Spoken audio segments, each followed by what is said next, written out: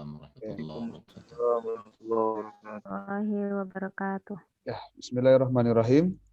Hari ini tanggal 26 bulan Oktober 2020, kita masuk ke pertemuan ketiga mata kuliah metode pendidikan. Mata kuliah ini bertujuan untuk memberikan dasar-dasar pemahaman, pengetahuan, dan keterampilan Anda untuk bisa melakukan penelitian. Khususnya untuk penelitian tesis yang nanti akan menjadi tugas akhir Anda. Oke, minggu lalu saya sudah coba sedikit bahas tentang yang namanya research gap atau bahasa lainnya adalah kesenjangan penelitian yang menjadi dasar kenapa kemudian mahasiswa atau peneliti itu melakukan penelitian. Research gap ini perlu diketahui menjadi dasar awal mahasiswa atau peneliti itu melakukan penelitian.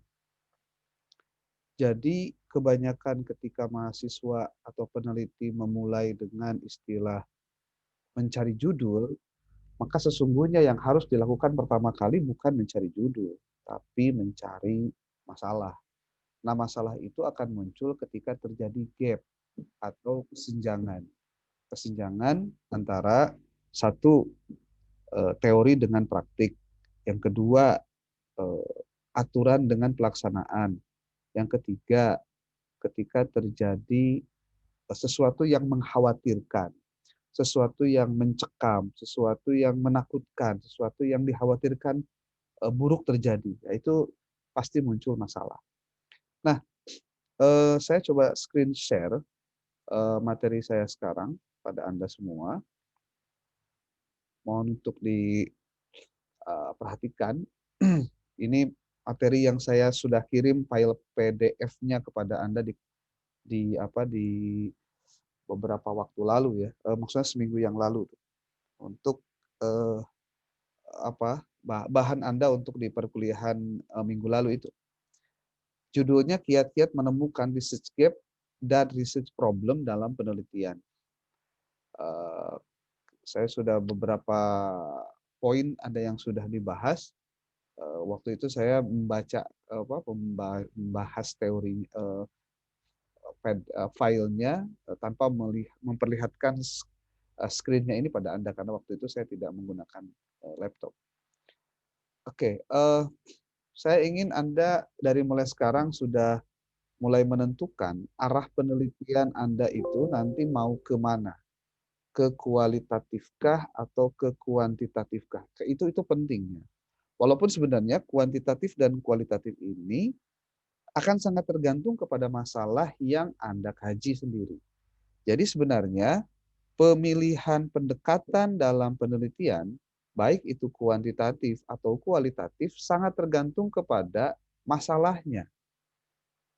Tapi kalau saya dari mulai sekarang mengingatkan Anda semua, agar masalahnya itu memang harus dipikirkan dari mulai sekarang. Nah, kalau memang belum ngeh apa itu masalah yang harus dilakukan ketika melakukan penelitian, saya akan coba memulai dengan dengan ini nih. Ini juga sudah pernah saya sampaikan kemarin.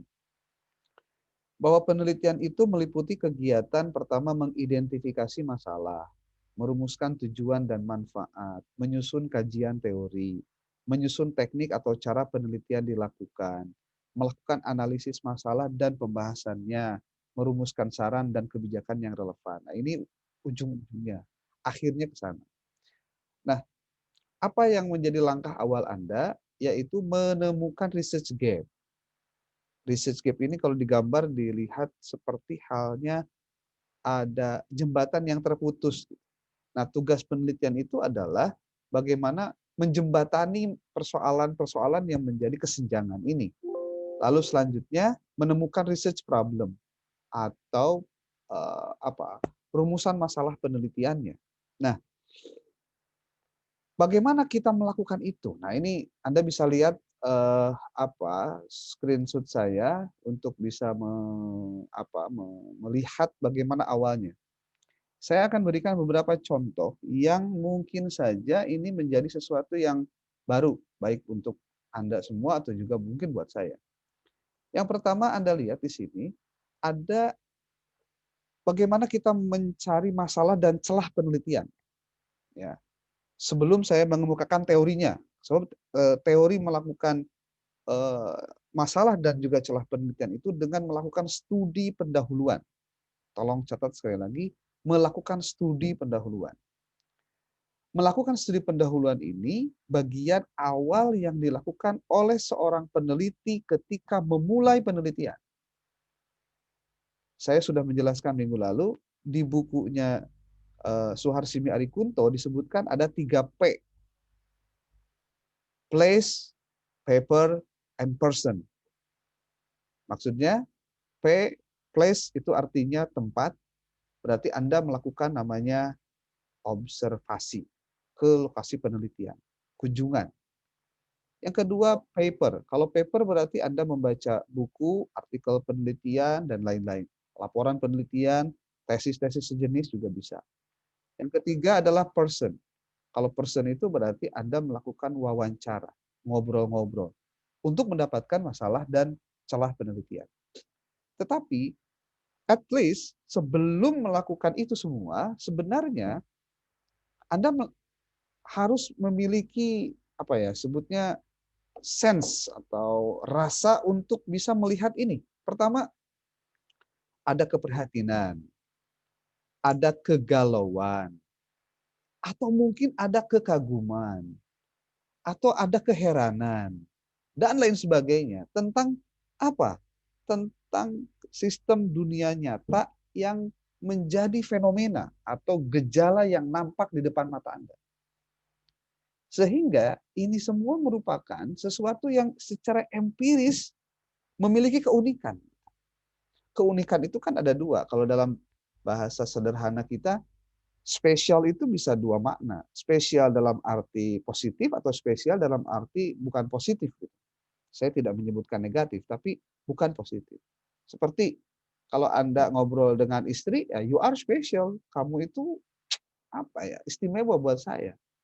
Tapi kalau Anda lihat, maaf, anak-anak ataupun orang-orang yang punya kebutuhan khusus, mereka juga disebutnya orang-orang yang istimewa, spesial. Gitu. Ya, jadi spesial itu dua pemaknaannya. Nah, secara empiris keunikan yang spesial ini itu bisa menjadikan dua kubu. Ada kubu keprihatinan, ada kubu kegalauan atau keprihatinan dan kegalauan di satu pihak dan kegaguman dan keheranan di pihak yang lain. Tapi dua-duanya ini adalah celah untuk Anda bisa melakukan penelitian. Kenapa?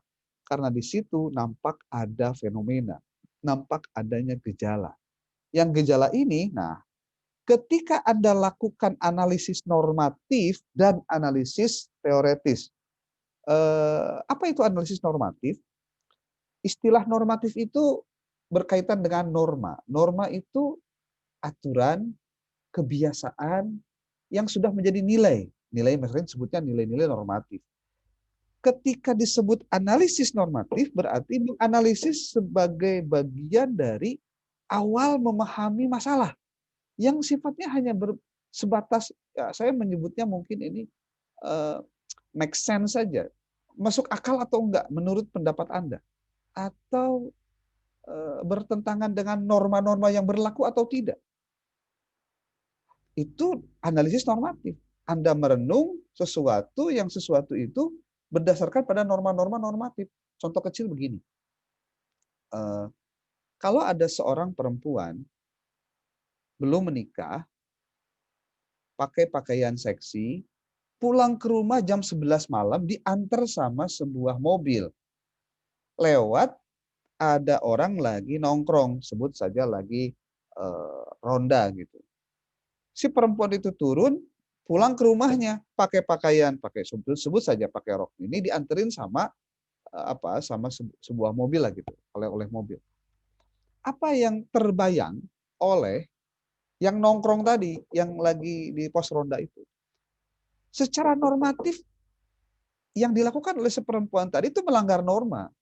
Karena perempuan harusnya tidak, apalagi dia belum menikah, tapi dia kemudian diantar oleh sebuah mobil yang mobilnya juga tidak dikenal siapa yang membawanya. pakai pakaian juga rok mini contohnya. Apa yang terjadi pada pola pikir atau respon pertama apa yang nongkrong atau yang apa yang ronda tadi? Wah ini nggak bener nih, pasti habis dari pub atau dia jadi apalah perempuan panggilan lah atau apa nggak ngerti. Tapi pasti negatif dan itu pasti memunculkan masalah karena bertentangan dengan norma. Nah, tanpa harus kemudian Anda membuka buku, menganalisis secara teoretis itu seperti apa sih sebenarnya perempuan itu jelek, kenapa, apa dalilnya, apa pasalnya, apa bertentangan dengan apa, tidak perlu, secara normatif bisa diketahui. Nah, adapun ketika Anda melakukan telahan secara teoretis, saya mungkin ingin membiasakan istilahnya tidak teoritis ya, karena dalam bahasa Indonesia yang baku, penulisannya itu yang benar dan pengucapan yang benar bukan teoritis, tapi teoretis.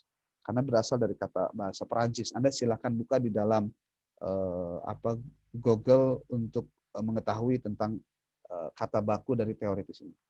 Analisis teoritis itu berarti Anda mencoba menghubungkan antara sebuah pernyataan dengan pernyataan yang lain sehingga nampak apakah ada kesenjangan antara pernyataan yang satu dengan pernyataan yang lain itu.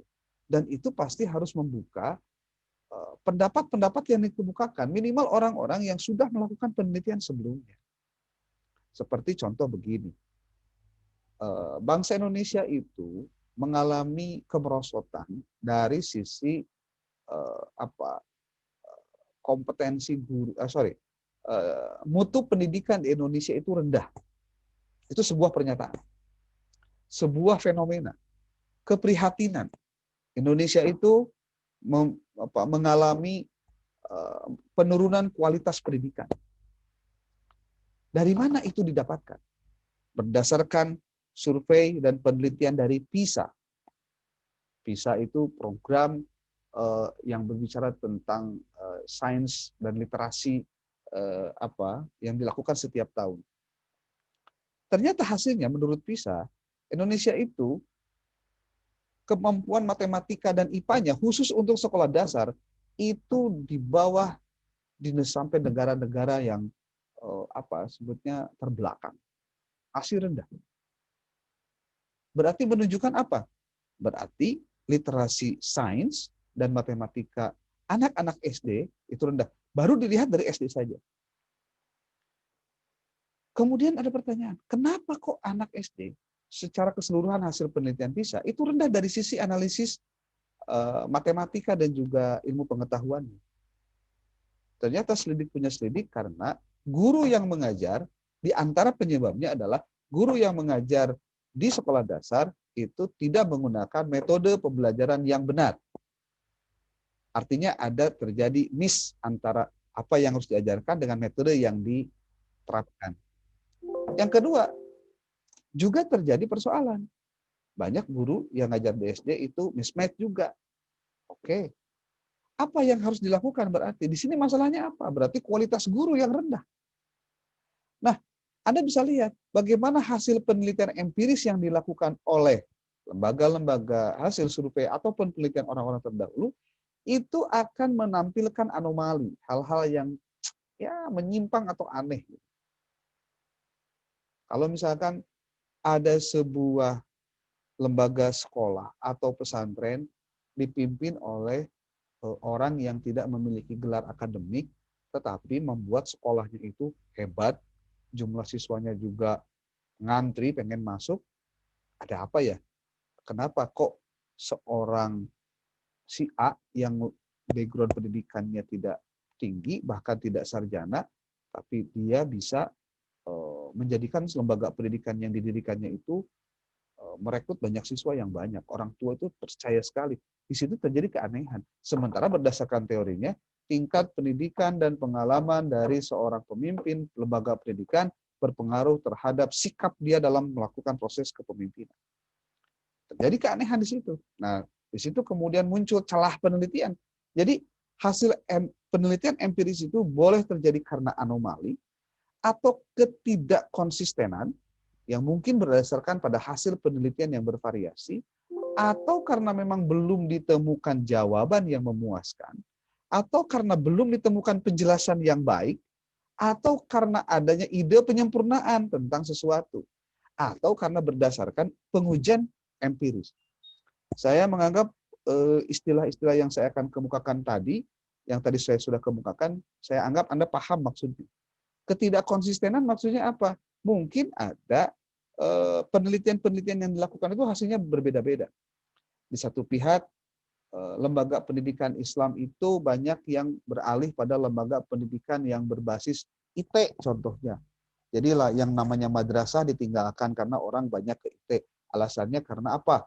Di satu pihak ternyata motivasi orang tua menyekolahkan anaknya sudah lain.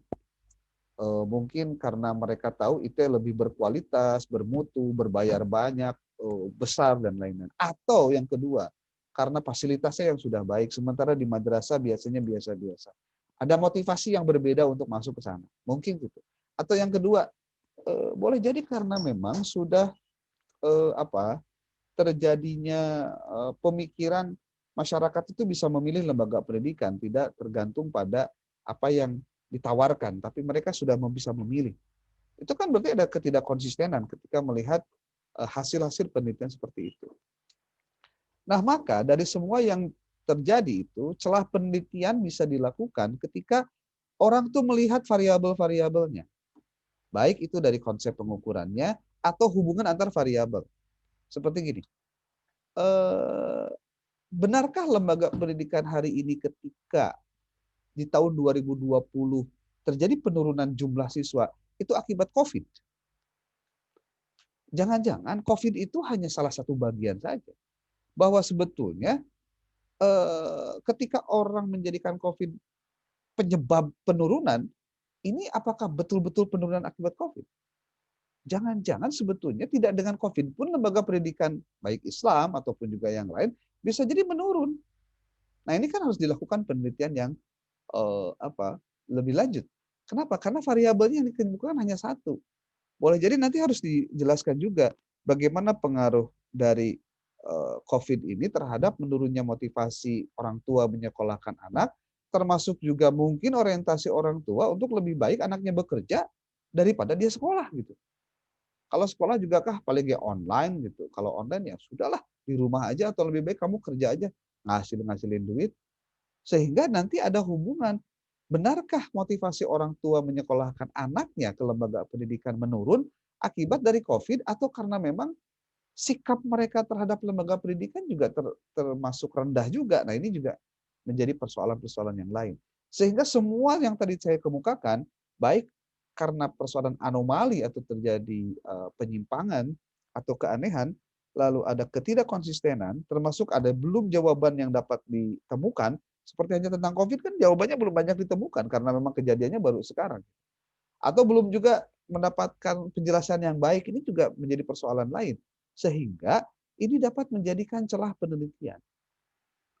Lalu, nah dari sinilah kemudian muncul bagaimana mengemukakan antara hubungan antar variabel. Nah, ini tidak mudah ketika yang dilihat hanya satu variabel saja. Kalau misal dalam penelitian kuantitatif, hubungan antara variabel ini menjadi faktor-faktor yang menjadi struktur dari sebuah penelitian. Di situ ada variabel dependent dan ada variabel independent. Ada variabel terikat dan ada variabel bebas. Dan ini harus dijelaskan khusus untuk masalah kuantitatif. Nah, lalu dari celah penelitian ini muncullah ke masalah penelitian. Apakah benar COVID ini berpengaruh? Seberapa besar pengaruh COVID itu terhadap menurunnya motivasi orang tua menyekolahkan anaknya ke lembaga pendidikan? Jadi kalau itu sudah pertanyaan yang berkaitan dengan kalau seberapa besar berarti di kuantitatif. Kalau kualitatif berarti apa yang menyebabkan menurunnya motivasi orang tua menyekolahkan anaknya ke lembaga pendidikan. Itu untuk mengetahui proses-proses sehingga munculnya penurunan motivasi untuk menyelokkan anaknya di lembaga pendidikan. Itu sebagai sebuah contoh, ya. Tentu yang saya sebutkan sangat sederhana dan tesis tidak sesederhana yang saya omongkan tadi.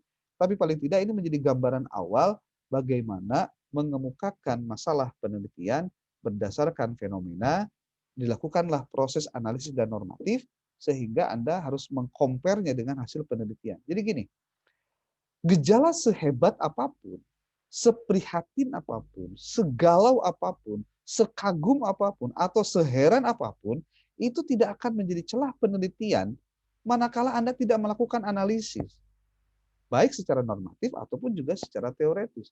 Berarti konsekuensi logisnya, kalau Anda ingin menghasilkan celah penelitian dari fenomena yang ada, Anda itu harus banyak merenung, itu satu, pasti. Banyak mikir maksudnya. Yang kedua, banyak baca. Karena dari membaca buku-buku tentang pendidikan, sosial, keagamaan, atau yang lainnya, akan menambah asumsi Anda terhadap bagaimana memahami fenomena. Jangan-jangan selama ini kita sebetulnya bukan tidak tahu adanya masalah, tapi kita tidak tahu masalah itu kayak apa gitu. Karena apa? Fenomenanya Anda nggak paham. Terjadi memang fenomenanya, tapi Anda anggap biasa. Karena tidak dilakukan proses analisis yang normatif dan juga teoretis. Nah, ini menjadi persoalan yang sangat-sangat fatal sebetulnya. Jangan-jangan nanti pada saat Anda tesis sudah beres, tapi penguji nanya, coba jelaskan latar belakang penelitiannya. Apa masalahnya? Anda sendiri gelagapan untuk bertanya itu. Malah jawabannya biasanya begini. Latar belakangnya adalah saya ingin mengetahui apakah memang terjadi hubungan. Ingin mengetahui itu persoalannya bukan di latar belakang, itu di tujuan penelitian. Itu pun tergantung tujuan penelitiannya apa. Di kuantitatif dengan kualitatif itu berbeda juga di tujuan. Jadi jangan sampai penyampaian tentang masalah penelitian itu yang dijawab justru jadi tujuan penelitian. Itu rata-ratanya kalau mahasiswa ditanya pada saat sidang itu kayak gitu, makanya dari mulai sekarang diperbaiki cara-cara itu. Next. Nah, berarti Bapak Ibu semua, ketika bicara penelitian, saya akan coba jelaskan di sini fokus yang berkaitan dengan penelitian kualitatif contohnya, karena sifatnya eksploratif dan deskriptif. Kalau hubungan konfirmatori dan eksplanatori di sini bahasanya ke kuantitatif. Model itu di kualitatif. Tapi kalau dilihat dari sini, ini saya berikan contoh yang saya ambil dari dari keilmuan yang lain, seperti tentang di bidang ekonomi. Di sini ada teori permintaan uang dengan konteksnya di sini ada pendapatan rumah tangga dengan perilaku pengeluaran di rumah tangga dengan teori tentang permintaan uang yang lain. Ketika diteropong itu maksudnya ditelaah, diperbaiki, dilihat lebih lanjut, maka sebetulnya fokus penelitiannya bisa masuk pada tema tentang bagaimana perilaku masyarakat di dalam permintaan uang. Ini contoh saja. Nanti kita mungkin akan berikan ilustrasi yang lain.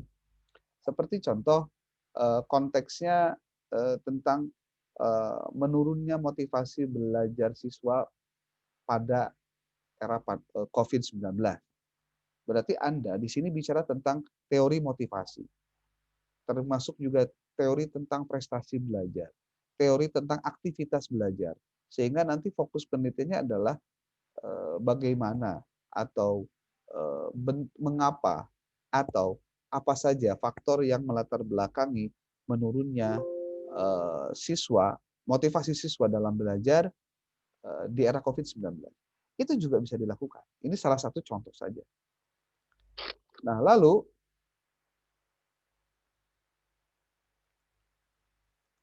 oke. Nah,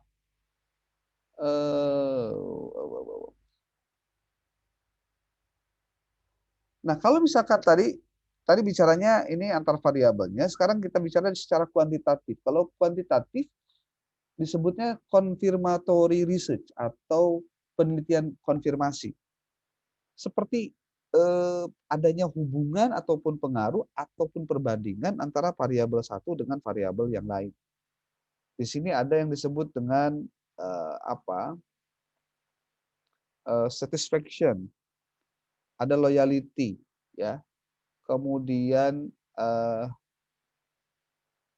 masalahnya adalah ketika konsep kepuasan berhubungan dengan bagaimana konsumen dari sebuah rumah makan, nih contohnya saja, sehingga menghasilkan penelitian bagaimana kita meneliti orang-orang yang menjadi subjek atau unit analisisnya. Nah, ini kalau saya mungkin tidak terlalu masuk ke sini. Tapi kalau mau saya contohkan saja tentang bagaimana kepuasan dari orang tua menyekolahkan anaknya ke lembaga pendidikan di era COVID menurut siapa yang menjadi unit analisisnya? Bisa jadi mungkin orang tua yang ada di sekolah X contoh. Anda melihat ada perbedaan antara sekolah X dengan sekolah Y. Kalau Anda ingin bandingkan juga bisa, orang tua di sekolah X dengan orang tua di sekolah Y, itu ketika dia masuk di era pandemi, ada yang memfasilitasi anaknya untuk bisa belajar online, mungkin ada juga yang tidak peduli, atau juga mungkin ada yang sama sekali tidak mau tahu bagaimana pembelajaran itu dilakukan. Ini menjadi persoalan, betul. Makanya teorinya ada tentang teori apa. Kalau tadi berarti teori tentang perhatian orang tua kepada anaknya. Itu Anda tinggal cari buku di dalam buku-buku psikologi contohnya kayak gitu. Dah, maka nanti bisa jadi era pandemi, kemampuan ekonomi orang tua, kemudian juga tingkat pemahaman orang tua tentang pendidikan, atau mungkin juga sikap orang tua tentang pendidikan itu menjadi variabel-variabel yang mempengaruhi terhadap bagaimana motivasi mereka ketika menyekolahkan atau mendorong anaknya untuk belajar di era COVID-19. Itu sebagai sebuah ilustrasi. Nanti kita akan berikan contoh-contoh yang lain. Nah, bagaimana bisa menemukan research gap? Pertama, mengidentifikasi fakta. Berarti fakta itu apa sih? Fact itu kenyataan. Anda harus bisa mengidentifikasi kenyataan-kenyataan yang ada. Nah, berarti kalau misalkan jarang baca, jarang lihat fenomena yang terjadi, ya rada susah juga ketika menemukan research gap. Kemudian, mengamati sebuah fenomena. Fenomena apa? Anda mau melihatnya di mana? Di televisi kah? Contoh, ada anak yang sampai bunuh diri ketika belajar daring, atau ada orang tua yang membunuh anak ketika anaknya tidak mau belajar daring. Apakah itu fenomena? Yes, fenomena itu. Fakta. Dan saya pikir COVID-19 ini selalu menarik untuk dikaji karena memang kita ingin menemukan pola dan model apa yang harus dilakukan oleh baik itu guru, orang tua, kepala sekolah, pengawas, ataupun juga pemerintah tentang pendidikan ini. Ya. Lalu, bagaimana cara menemukan research gap yang keempat? Menemukan sebuah kesenjangan. Kesenjangan teori secara teoritis dan kesenjangan antara fakta secara empiris. Menurut faktanya begini, tapi menurut teorinya begitu. Ketika terjadi kesenjangan antara yang diharapkan dengan yang terjadi, maka di situ hakikatnya sudah terjadi masalah dan bisa diteliti menjadi gap research atau research gap. Nah, ini yang pertama, mengidentifikasi fakta. Apa yang harus dilakukan ketika Anda mau mengidentifikasi fakta? Fakta-fakta di lapangan dapat dikumpulkan baik berdasarkan urutan waktu, lamanya peristiwa, urgensi peristiwa, dan lokasi peristiwa. Dari mulai sekarang ini aja disusun ininya kata-katanya. Dari mulai kapan terjadinya, berapa lama Anda melihat kejadian itu, dari mana Anda melihat kejadiannya, sumbernya di mana, kapan Anda melakukannya, bagaimana peristiwanya, itu ditulis. Sehingga itu nanti akan menjadi bahan yang masuk pada minimal di latar belakang masalah. Gitu. Anda baca koran, judulnya apa? Koran online contohnya. Anda kutip halamannya. Anda copy halamannya, masukin ke Word, nanti tulis kata-katanya apa, Anda berikan catatan di situ. Nah, itu dalam rangka mencari fakta-fakta gitu. Lalu Anda contoh searching atau browsing di internet, ketemu dengan sebuah tesis atau beberapa tesis, ada yang menarik tentang hasil penelitiannya yang mungkin akan relevan dengan penelitian Anda. Contoh tentang identifikasi tentang akhlak siswa sekolah dasar atau akhlak siswa sekolah menengah pertama atau akhlak siswa sekolah menengah atas. Anda kutip tuh penelitian si A, si B, si C. Contohnya Anda ambil abstraknya, kemudian Anda kumpulkan abstraknya, Anda berikan catatan di situ. Dari situ bisa Anda sudah mengumpulkan fakta-fakta. Itu. dari setelah mengumpulkan fakta-fakta di lapangan, baik secara online ataupun juga secara offline, Anda harus mengklarifikasi faktanya. Kebenaran-kebenaran faktanya itu dicari kebenarannya. Lalu nanti dikonfirmasi dengan teori yang ada. Itu sangat mudah sebetulnya. Jadi kata kunci ketika Anda akan memulai melakukan penelitian, dan saya minta itu dilakukan dari mulai sekarang, adalah harus fokus pada Anda mau membahas apa. Nanti akan saya coba jelaskan bagian-bagian mana dalam pendidikan yang bisa Anda ambil menjadi tema-tema penelitian. Nanti di slide berikutnya ya. Kemudian mengkelompokkan fakta berdasarkan karakter tertentu yang kita terapkan, yang kita tetapkan. Dan yang keempat, memberikan kode dari fakta yang ditemukan. Nah, ini yang disebut dengan coding kalau dalam bahasa penelitian kualitatif. Diberikan ciri-ciri. Nah, ini tidak akan bisa dilakukan kalau Anda nggak baca buku-buku tentang metode penelitian. Tapi saya pikir saya akan skip dulu beberapa bagian untuk mengarah kepada bagaimana cara mengidentifikasi fakta. Ya. Kemudian kalau mengamati fenomena, ya lakukan pengamatan. Melakukan perhatian pada fenomena yang sifatnya ekstrim, ya. Lalu kalau memahami teori yang relevan, tadi kan nih yang tadi memahami teori yang relevan nih, yang bagian nomor 3 nih, memahami teori yang relevan berarti gimana? Baca teorinya. Nah, ini masalah. Jadi ujung-ujung nama maca gitu. Terus ditulis, nah dibaca ditulis, ditulis dibaca gitu ya. Lalu melakukan eksplorasi teori sampai dengan current theory. Current theory itu artinya teori kekinian gitu. Ya, teori yang sekarang lagi in. Lalu yang ketiga, mengaitkan teori dengan fakta atau fenomena yang ada. Lalu yang terakhir, memberikan penekanan pada teori tertentu untuk dijadikan sebagai grand theory. Grand theory itu teori yang mendasari semuanya.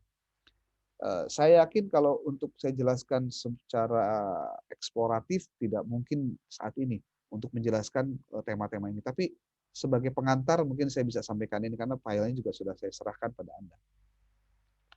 Lalu melakukan kaitan teori kajian empiris dengan fakta real. Ini yang sebetulnya harus ada dalam latar belakang masalah itu ini sebenarnya. Jadi kalau Anda memahami, Anda bisa cek deh skripsi Anda dulu ketika S1, itu gimana isinya. Kalau Anda ngerti dengan apa yang saya sampaikan sekarang, apakah pointer-pointer dari yang ada di sini itu ada nggak di skripsi Anda? Kadang-kadang nanti jadi nggak ada gitu. Yang pertama ada teori. Teorinya harus ada dong. Yang kedua, analisis empiris berdasarkan apa? Fakta di dunia nyata. Karena penelitian kita itu penelitian yang berkaitan dengan hal-hal yang empiris. Nanti kita lihat, kenapa empiris? Ya. Nah ini kalau masih panjang, nanti Anda bisa baca saja kalau yang ini. Ya. Tapi karena temanya juga temanya juga tentang research gap, saya akan lihat dulu beberapa poin penting yang bisa saya ingin sampaikan buat Anda. Sebenarnya saya skip dulu PowerPoint-nya sambil saya ingin memperlihatkan pada Anda slide yang lain yang di sini adalah pertama yang berkaitan dengan bentar ini. Oke. Ini bentar tampilannya kurang bagus. Ada sedikit apa ini ya?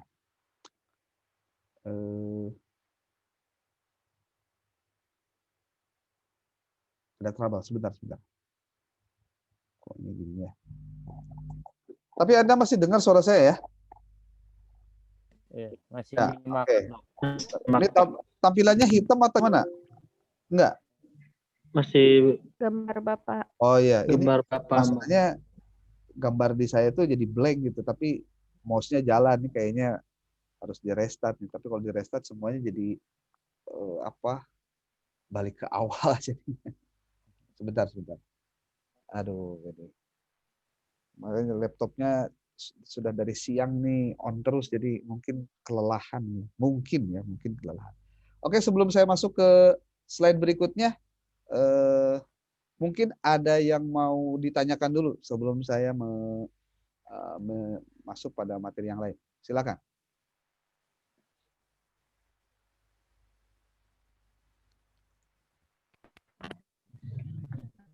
Ada yang mau disampaikan? Boleh. Izin, Pak. Ya, oke. Bismillahirrahmanirrahim. Assalamualaikum warahmatullahi wabarakatuh. Salam. Eh, Tadi ada beberapa hal yang memang belum jelas, Pak. Berkenaan dengan kita mengamati sebuah masalah untuk salah satunya untuk menentukan sebuah poin judul dan menentukan analisis normatif nanti ke depannya. Nah, yang ingin saya tanyakan, Pak, dalam melakukan analisis fenomena tersebut, apakah harus secara global atau memang harus secara detail, Pak? Contoh misalkan kita ingin melihat di satu instansi sekolah, misalkan di SMK, Ya, antara bidang keagamaan, poin kesiswaan, dan siswa. ya, Nah, apakah secara global atau memang satu persatu, Pak? ya. Oke, thank you. Nuhun. Pertanyaannya. Yang pertama, biasakan berpikirnya dengan menggunakan pendekatan deduktif kalau ingin masuk ke ranah masalah penelitian. Deduktif itu kan pemikiran yang pengambilan kesimpulan dari pernyataan-pernyataan yang bersifat umum yang ditarik menjadi pernyataan bersifat khusus. Berarti yang dilakukan pertama kali oleh si peneliti itu adalah tetap harus berpikirnya global dulu gitu. Ya, global. Nah, nanti ditarik menjadi masalah yang bersifat khusus. Yang khususnya ini ada di lokasi penelitian gitu maksudnya. Jadi, masalah yang umum kemudian Anda mencari contoh di mana lokasi yang bisa dijadikan sebagai masalah penelitian. Karena kalau misalkan dicari masalahnya di beberapa tempat, ini jadi resiko juga. Jadi, kasus seperti contoh tadi, saya menjelaskan tentang rendahnya mutu pendidikan. Diakibatkan karena rendahnya kompetensi guru, karena mismatch guru. Nah, Anda nanti mau lihat di mana kasusnya. Oh, ternyata di sekolah di tempat saya di Kecamatan Cibadak contohnya, ada 3 sekolah yang ternyata nilai prestasinya itu memang buruk, rendah dan akibat dari kompetensi guru. Padahal sekolah negeri. Kenapa sih? Nah, kan jadi bahan. Jadi apa yang didapatkan secara umum tadi itu kemudian dicari relevansinya secara khusus yang ada di lokasi penelitian tempat kita akan melakukan penelitian. Tapi sekali lagi, sebelum kita menentukan lokasi penelitian mana yang akan dijadikan sebagai tempat penelitian, harus dipastikan bahwa memang ada relevansi antara masalah yang terjadi dengan lokasi penelitian itu. Kalau tidak, ya berarti tidak sama. Artinya tidak sinkron antara masalah yang sifatnya umum tadi dengan kondisi yang terjadi di lapangan secara khusus. Jadi tetap ditarik dari persoalan umum menjadi persoalan khusus. Seperti itu. Jadi lokasi penelitian itu tetap diambil dari permasalahan-permasalahan yang sifat umum tadi. Makanya pola pikir yang digunakan untuk menentukan masalah di dalam penelitian kita nanti khususnya dalam penulisan latar belakang masalah itu adalah dengan penulisan secara deduktif atau deduktif itu pengambilan simpulan dari hal-hal yang bersifat umum yang ditarik menjadi persoalan bersifat khusus. Ya, khususnya ini adalah masalah yang di lokasi penelitian. Seperti itu, ya. Oke, mungkin ada yang lain? Kalau tidak suara apa? Kalau videonya nggak pas, nggak enak dilihat, contohnya maksudnya nggak enak dilihat, maksudnya nggak bisa dilihat gitu video Anda, ya sudah pakai ini aja, pakai apa? Tulis di chat aja, di kolom chat nanti saya baca. Ya, boleh. Masih, Pak, masih Ya, berkaitan dengan tadi. ah, Kalau misalkan kita menganalisis sebuah masalah itu secara global lalu mengaplikasikan ke khusus, hmm, nah dalam analisis khususnya, Pak, hmm, apakah hanya meneliti contoh, Pak, judul yang mungkin eh, saya pernah pernah pikirkan dan hmm, memang pernah melihat fenomena di sekitar sekolah juga, contohnya pengembangan manajemen kegiatan organisasi kesiswaan hmm, dan ekstrakurikuler pendidikan agama Islam dalam pembinaan budaya keagamaan di SMK Pembangunan Cibadak. oke, Nah, yang jadi permasalahannya adalah kan tadi sudah jelas bahwa global menjadi khusus. Ini yang menjadi secara khususnya, Pak, hmm, apakah kita harus benar-benar meneliti secara detail contoh undang-undangnya ataupun KTSP-nya atau modelnya dan segala macamnya, apakah harus sampai ke situ juga, Pak? Ya iya, pasti. Justru gini, apa yang akan diteliti itu memang harus berbasis pada landasan-landasan itu. Seperti apakah harus berdasarkan contoh, ya tadi judul yang tadi itu ya, itu Iya. ada nggak relevansinya dengan undang-undang sistem pendidikan nasional atau undang-undang dasar atau dengan pemikiran filosofis sekalipun contohnya. Jadi memang ataukah bertabrakan nggak dengan cara pandang Islam tentang ayat-ayat Quran yang berkaitan dengan itu? Atau memang relevan? Nah itu maksudnya. Jadi tetap harus menggunakan teori-teori dasar ataupun aturan-aturan perundang-undangan sehingga apa yang tadi diteliti di lapangan itu tidak bertentangan dengan kaidah-kaidah umum yang nanti adanya di atas sebetulnya gitu. Itu aja sih sebenarnya. Ya. Jadi silahkan saja lakukan lakukan penelaahan. Jadi gini, sebetulnya ada dua hal yang bisa dilakukan. Anda bisa lakukan secara umum dulu baru ditarik ke khusus atau lihat fenomena khusus dulu baru ditarik ke umum. Itu aja. Tetapi dengan catatan relevansinya harus jelas.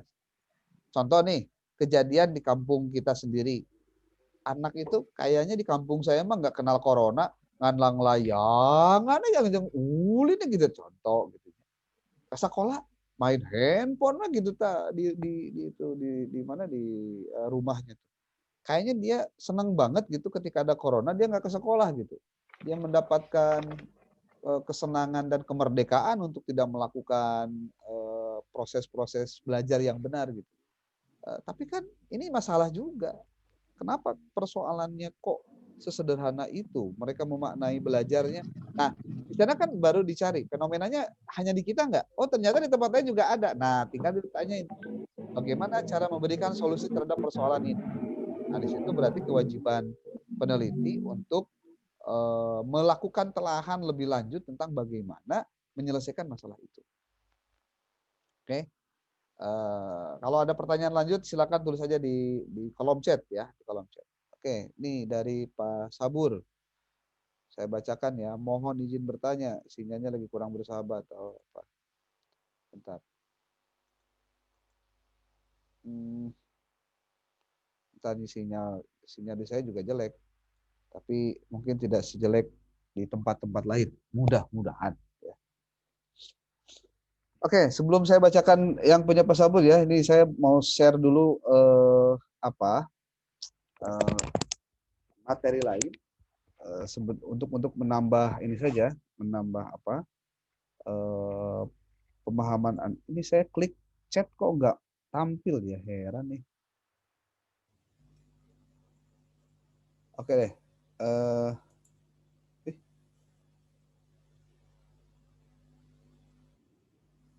Tuh, baru masuk siapa? Saya tampilkan ruang chat dulu deh. Ini Pak Sabur ya. Tadi sempat disinggung tentang variabel bebas dan terikat. Dalam menentukan variabel harus berdasarkan masalah lalu dicari teori yang relevan atau sebaliknya. Berawal dari teori kaidah umum disandingkan dengan permasalahan sehingga maksudnya apa ya? Oh iyalah, pokoknya intinya benar gitu. Boleh dari umum ke khusus kalau untuk mencari masalah, ya mencari masalah nih, terutama dalam variabel penelitian itu hanya bisa didapatkan manakala Anda memahami apakah ini tuh variabel apa bukan gitu. Karena jangan-jangan sebenarnya tadi jangan-jangan kita tuh nggak ngerti ini tuh variabel, atau malah mungkin Anda menuliskan di dalam judul tesis Anda yang sebetulnya bukan variabel. Ini yang jadi soal sebenarnya. Tapi kalau dilihat dari ini pertanyaan atau pernyataan saya nggak ngerti, tapi memang seperti itu kondisinya. Bisa masalah variabel itu bisa berdasarkan masalah, iya. Atau Anda melihat fakta lalu mengkaji, menganalisis secara teoritis atau secara normatif, apakah ini bagian-bagian yang mempengaruhi atau bukan. Anda di situ hanya menduga, baru menduga. Kalau dalam penelitian yang bersifat kuantitatif. Makanya saya sebetulnya ingin kita semua itu bisa mau fokus, saya pribadi ya, karena dengan urusan COVID, ini hanya masalah COVID saja. Harapannya Anda itu penelitiannya di kualitatif. Kalau saya. Kenapa kualitatif? Karena kalau penelitian kualitatif, Anda bisa mengambil banyak jenis penelitian di kualitatif. Boleh analisis berkaitan dengan teks, manuskrip, sehingga Anda pengkajian terhadap contoh. Kalau misalkan Anda kuat dalam bahasa Arab, Anda punya kitab-kitab dan juga pernah mengaji di pesantren, Anda mau pengkajian tentang contoh lah, kayak kitab kuning, tafsir-tafsir, yang nanti Anda mengambil sisi pedagogiknya untuk Anda masukkan ke sana. Silakan boleh.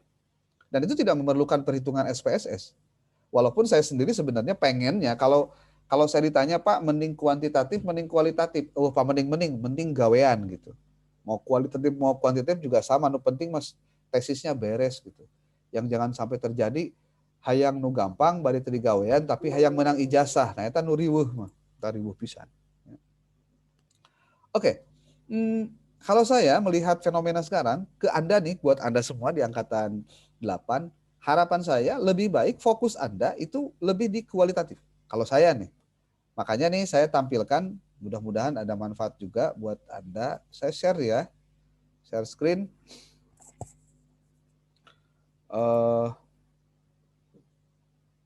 Udah muncul belum? Udah ya. Nih. Lama amat. Nah, ini. Saya pengen Anda dari mulai sekarang rada-rada apa ya, sebutnya nge-save uang untuk beli buku ya. Saya pastikan buku-bukunya yang saya tampilkan ini ya nggak harus dibeli semua lah, tapi minimal punya lah gitu. Pertama, prosedur penelitian yang Suharsi Kunto. Ini Anda punya lah. Ini buku penelitian secara umum ya, buku penelitian secara umum. Kalau metode penelitian yang W. Gulo ini sebetulnya arahannya ketika saya baca itu kuantitatif sebetulnya. Tapi kalau Anda mau baca boleh. Tapi kalau Anda mau kuantitatif beli buku ini. Kalau yang Sugiono ini buku-bukunya ini buku-buku penelitian secara umum ya, secara umum.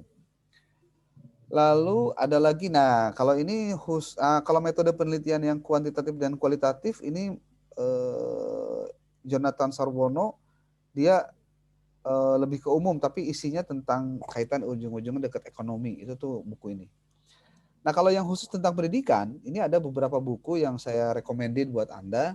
Ini ada metodologi penelitian pendidikan karya Nana Shaudi, ini dan metodologi penelitian pendidikan karya Profesor Dr. Emzir MPD. Kebetulan saya juga selalu bawa bukunya karena saya baca bukunya juga relatif bisa dipelajari oleh mahasiswa yang sedang tesis gitu. Nih buku-buku ini saya recommended Anda silakan belilah ya secara online, dan saya bilang tolong beli bukunya yang asli, jangan yang bajakan. Kalau bajakan nanti hasilnya jelek, nggak jelas ya. Jangan hanya murahnya tapi harus tahunya. Kalau yang kualitatif nih saya recommended banget nih 2 buku. Kalau yang ini yang sebelah kanan banget nih yang ini, yang gambar S ini ada PDF-nya. Anda boleh searching di internet, ada PDF-nya nih. Ya. Saya sebetulnya mau aja kirimin filenya kalau Anda mau. Filenya lumayan besar. Besar kecil ya. Kualitatif metode penelitian kualitatif. Kalau bukunya ada langsung saya kirim deh. Saya kalau nggak salah pernah download, tapi kalau Anda sering download, ya Anda bisa download saja buku yang ini nih. Tapi buku yang 2 ini karena belum ada PDF-nya, saya saranin Anda beli deh. Ya, Anda beli. Kenapa? Karena penting buat Anda untuk bisa bisa mempelajarinya gitu. Oke nih ada nih. Saya kirim ya metode penelitian kualitatif. Malah ada buku lain saya kirim nih buat Anda sebagai bahan. Kalau yang saya bilang kalau boleh di print out nih bukunya ya. Di print out jadi buku, jangan jadi PDF doang. Nih udah dikirim nih. Kalau di ada di filenya di Di laptop aja biasanya nggak dibaca. Ada lagi bukunya Prof. Mahfud nih, buku penelitian pendidikan. Anda silakan beli kalau ada waktu untuk searching. Searching aja di Bukalapak, di mana gitu ya. Itu bisa nambah referensi Anda. Oke.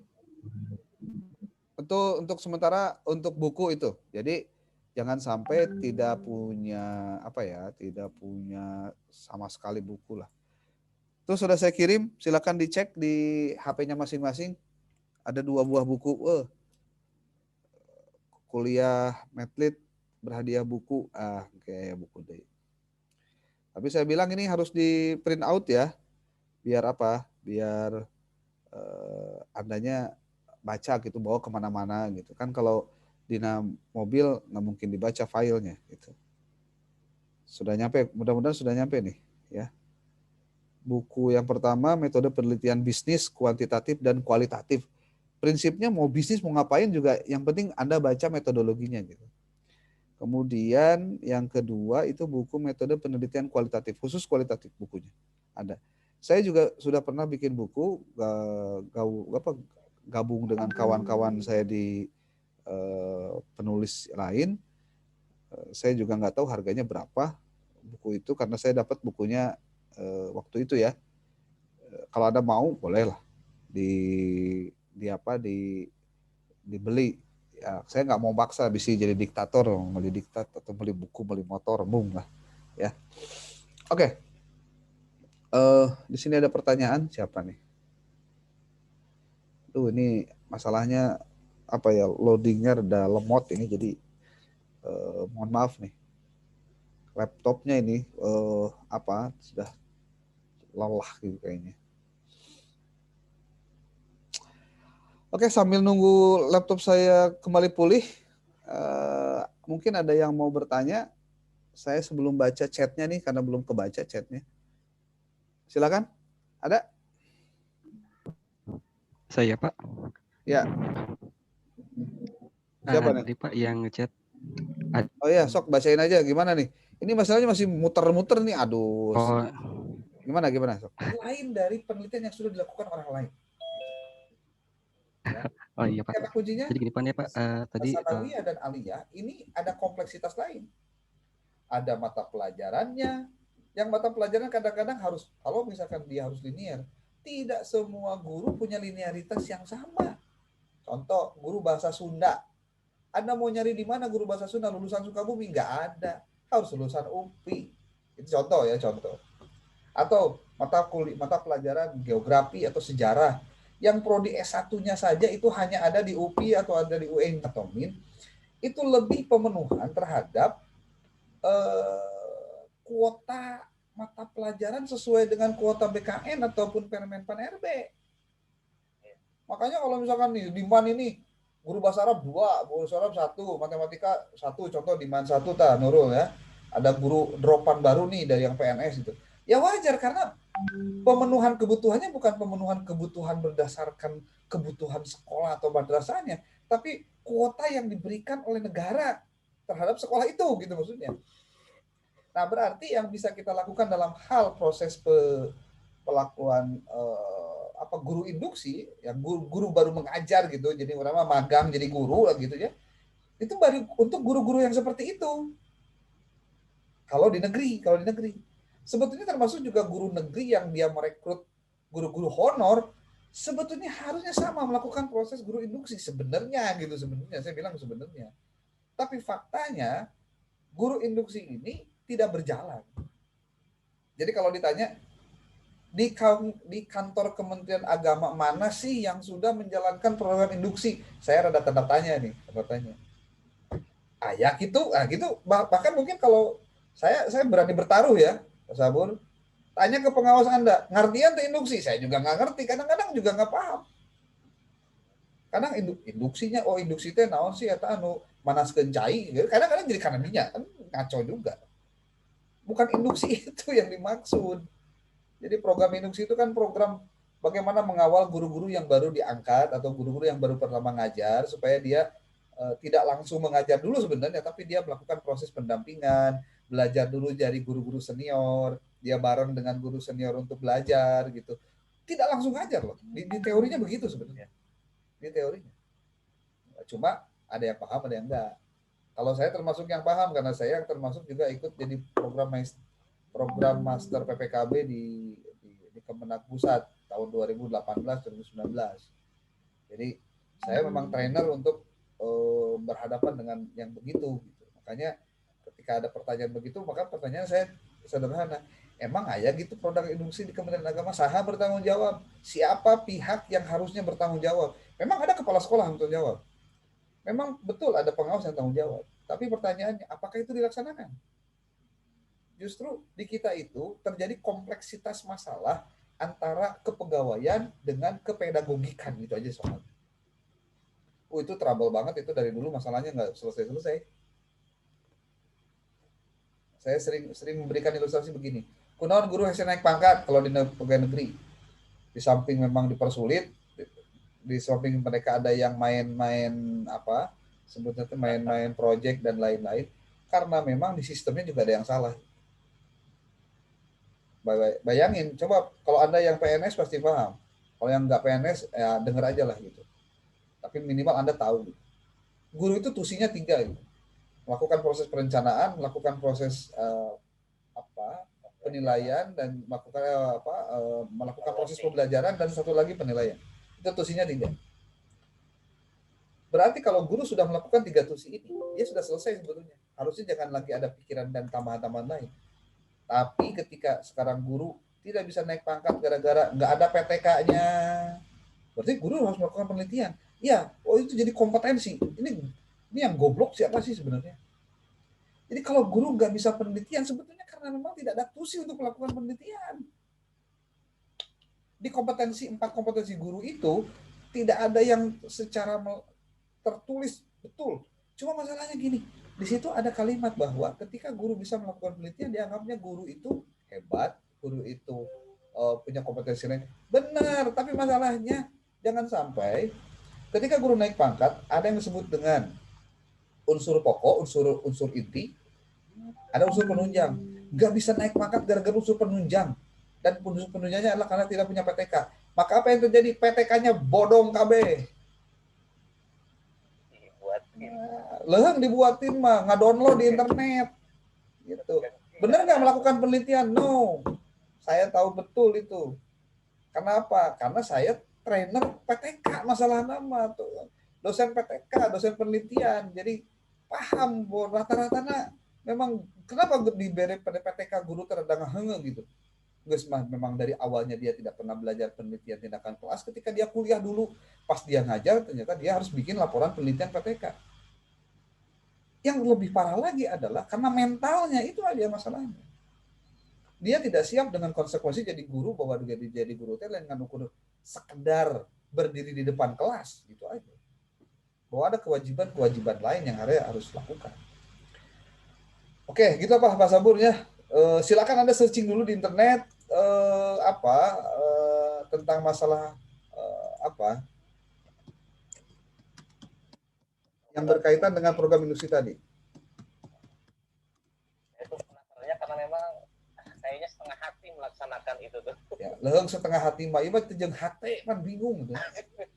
Teu hate mah lain ke setengah hate itu mah. Teu hate.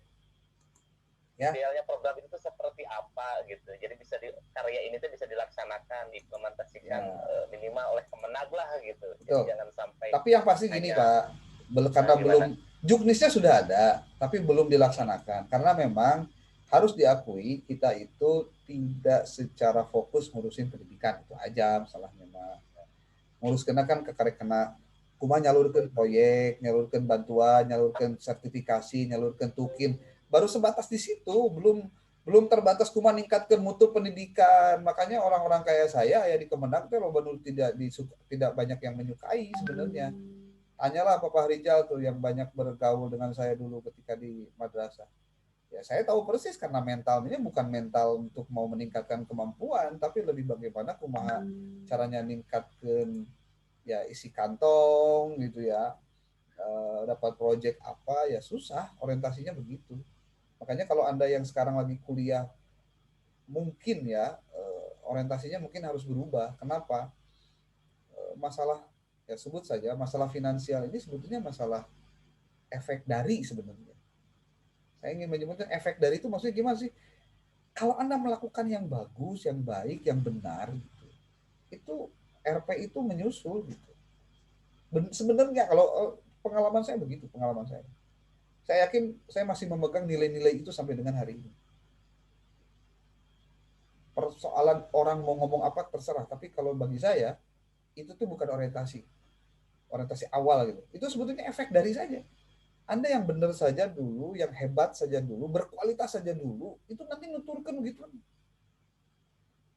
Cuma karena kita nggak berorientasi ke sana, yang kita lakukan adalah ngejar itu dulu. Akhirnya kualitasnya ketinggalan, kompetensinya ketinggalan gitu. Jadi orientasinya sudah finansialnya melebihi batas yang seharusnya dilakukan. Ini hanya pemikiran saya saja. Boleh jadi Anda kalau tidak sepakat ya tidak masalah, tapi nilai-nilai itu yang harus dipegang dulu. Oke, next. Ada lagi? Silakan. Saya, Pak. Siapa nih? Yuska, Pak. Oh iya, Pak Yuska, silakan. Tadi saya tertarik dengan judul yang tema yang Bapak sebutkan tentang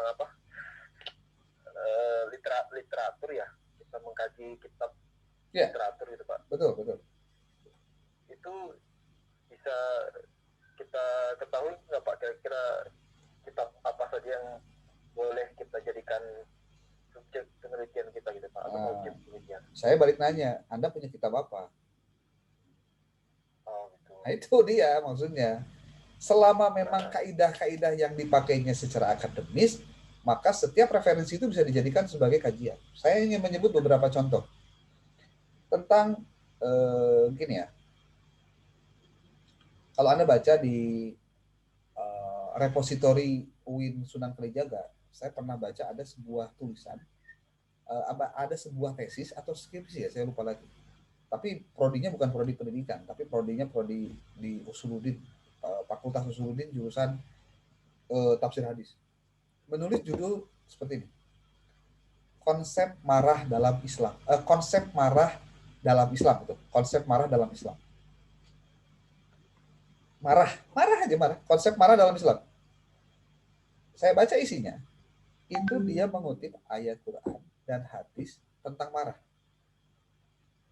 Kemudian dia mengklasifikasi. Ternyata marah itu ada tingkatannya. Dari tingkatan yang low, bahasa orang meureun lamun keripik maicih mah benernya level 1 gitu sampai dengan level 12 gitu. Itu ada levelnya ternyata. Jadi ada marah biasa, ada marah sedang, ada marah yang sekali. Terus dari marah itu kemudian terakumulasi. Marah mana yang diperbolehkan, mana yang marah tidak diperbolehkan. Kemudian marah mana yang boleh dilakukan, mana yang tidak boleh dilakukan. Dalam kondisi seperti apa marah itu harus dilakukan, dan dalam kondisi apa marah tidak boleh dilakukan. Dan marah yang benar itu harus seperti apa. Dan bagaimana solusi agar mereduksi atau mengurangi marah. Dia ternyata dari ayat Quran dan hadis saja, dia bisa mengklasifikasi banyak hal hanya dengan tentang konsep marah. Kalau misalkan Anda mau tertarik, contohnya, Anda silakan searching lagi di internet. Ada nggak yang sudah meneliti tentang kalau guru marah, itu harusnya seperti apa sih bentuknya? Tindakan apa yang harus dilakukan? Kalau marah nih, cerita marah kan sebenarnya manusiawi. Ada yang nyuit, sampai ya mencubit itu sampai dengan urusannya masuk ke penjara, itu kan gara-gara marah sebetulnya awalnya. Atau kesel gitu. Kesel jadi marah. Marah itu bisa verbal, bisa non-verbal. Apa yang harus dilakukan ketika verbal? Jadi artinya posisi marah itu proporsional akhirnya. Dan ketika proporsional berarti ada kebolehan yang dilakukan, yang terjadi karena itu manusiawi. Seperti di dalam skripsi itu disebutkan hadis yang diriwayat, saya lupa hadis yang diriwayat oleh siapa ya. Jadi Nabi Muhammad itu ya marah sekali, sangat benci terhadap orang yang namanya Wahsy. Siapa Wahsy itu? Wahsy itu adalah budak yang masuk Islam, dulunya adalah budaknya Zainab, Hindun dengan Umayyah ya kalau nggak salah. Saya perbaiki kalau nggak salah. Yang kemudian si Hindun ini sampai membisiki si Wahsy, kamu akan aku bebaskan menjadi budak kalau kamu berhasil membunuh Hamzah. Siapa Hamzah? Hamzah itu adalah pamannya Rasul. Dan pada satu peperangan, saya lupa peperangannya apa, mungkin Uhud ya, yang masih atau Badar karena belum masuk Islam. Wahsy ini berhasil membunuh Hamzah dengan tombaknya, langsung kena jantungnya. Dan Hindun ini sampai merobek dadanya Hamzah dan memakan jantungnya. Dan Rasul sangat sedih banget ketika Hamzah pamannya itu meninggal. Dan tahu siapa yang membunuhnya, itu Wahsy. Tapi di episode kemudian Wahsy ini masuk Islam gitu. Dan ketika akan berperang, Rasul sampai mengatakan, ya dengan muka merah padam, Rasul tidak mau melihat wajahnya Wahsy. Ya di situ ada penerjemahan tentang marah yang manusiawi seperti apa dan apa yang dilakukan ketika kondisi marah.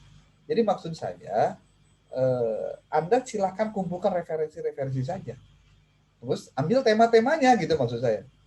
Seperti banyak tema tentang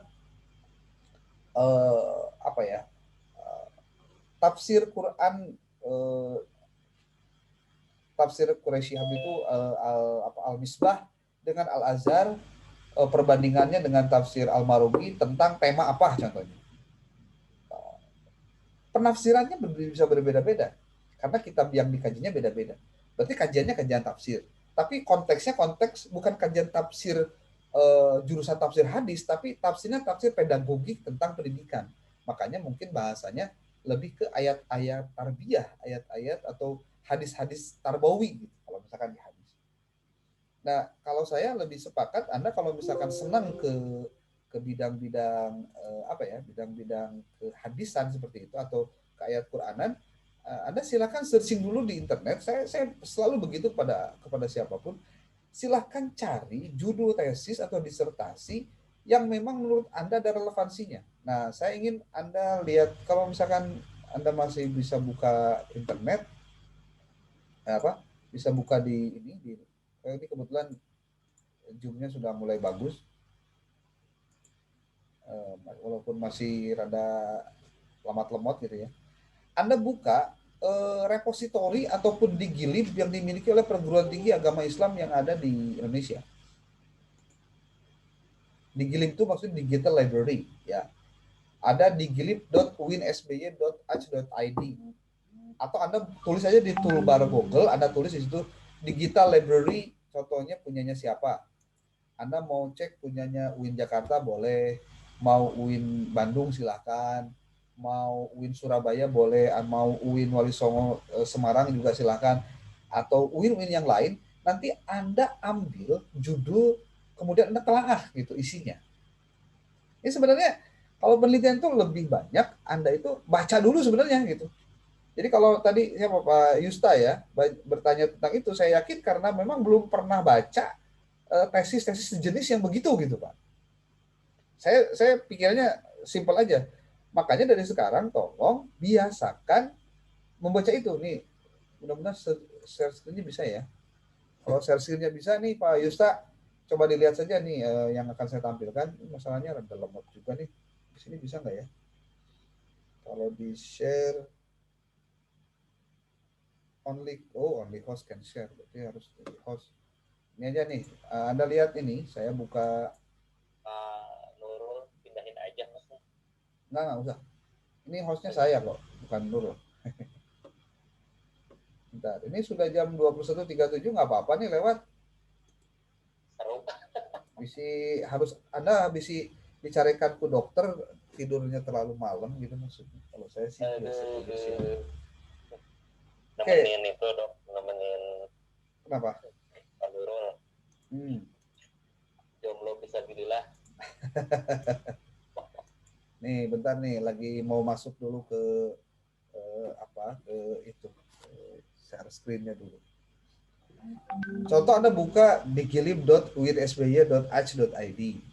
Itu kalau Anda buka nanti Anda di situ ada judul skripsi, judul tesis, judul disertasi, itu banyak banget. sok Anda ambil cari yang jurusan atau fakultas tarbiyah, jurusannya pendidikan agama Islam atau di manajemen pendidikan Islam. Nanti Anda silahkan